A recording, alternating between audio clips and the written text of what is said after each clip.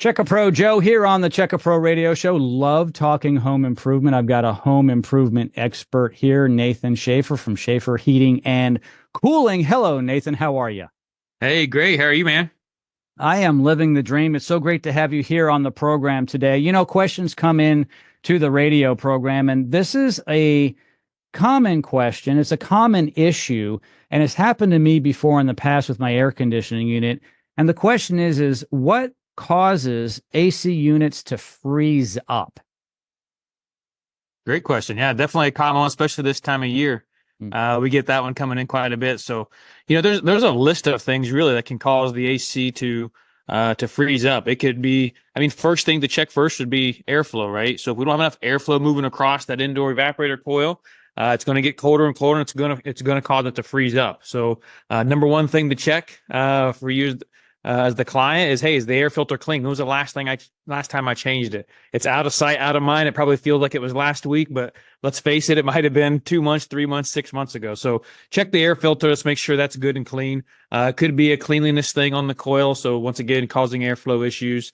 Could be issues with the blower motor. Outside of airflow and duct sizing and things, it could be other things related to refrigerant circuits. So things like metering devices, low on charge, maybe there's a leak in the system.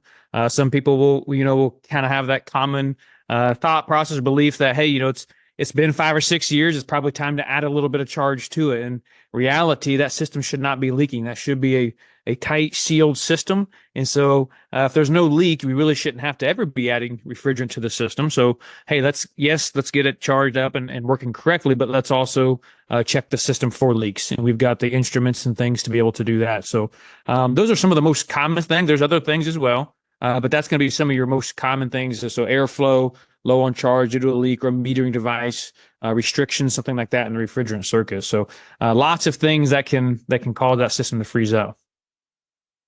Some people will top off their refrigerant every year. That's like you said, you're not supposed to do that. Some people avoid getting the repair done and they're putting a Band-Aid on it. It's kind of like having to put oil in your car or truck all the time. It's not supposed to be leaking. But you can still operate both the air conditioning system and the car or truck for a while like that, but it's not the right thing to do.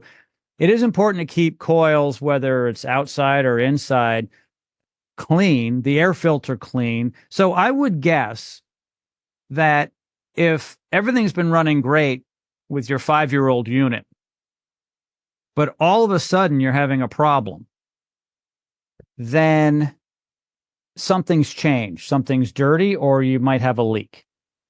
Mm-hmm.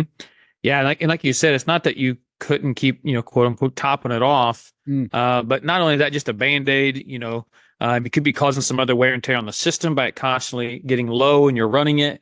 You could be increasing utility bills because it's changing your run times, the efficiency of the system, it's changing the comfort of the home, all these different things. But also, too, topping it off can get expensive. Refrigerant's not cheap.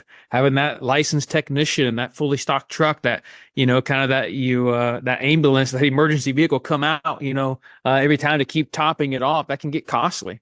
And so we want to make sure we find the right fix, the proper fix, the one-time solution to get that system fixed, not freezing up and working properly and efficiently for the client. So and we're definitely obviously always here to do that 24/7. I've heard of tips also when it freezes up. If you know it's freezing up, you really need to shut it down for a while to let it defrost. Even though it may be very, very hot where it's freezing up, it doesn't matter. It's going to freeze. Yeah, exactly. Yeah. So if you've got signs that it's starting to frost or freeze up, yes, shut it down because you can cause so much more damage. In the cooling mode where it's going to start freezing first, 9 out of 10 times is that evaporator coil inside the furnace inside the house. And it might work its way back out. So you may notice it at the outdoor unit on that big refrigerant line coming up. But if it's freezing up out there, that means the inside unit is a huge chunk of ice. But that's all inside the system. So chances are you may not be able to see that. Well, that's creating a lot of pressure on that coil, which can cause more leaks or other damage. Or when it melts, water is going to start getting down to the furnace. So just shut power off to the furnace, shut it down, give us a call, let us come out and check it out. But yeah, shut it down as soon as you notice that. Don't try to keep getting just a little bit out of it. I know it's tempting, it's hot, and that's what you naturally want to do. However, when the technician comes out and it's a huge chunk of ice, there's not much they can do or test until it unthaws. So let's turn it off. Let's let it unthaw. Let's not cause any more damage. That way, when the technician comes out, they can do a proper diagnosis and be able to tell exactly what's going on with that system, what caused it to freeze up to begin with. Great advice. Nathan, thank you so much for joining me today. Hey, you bet, Jim. Thank you.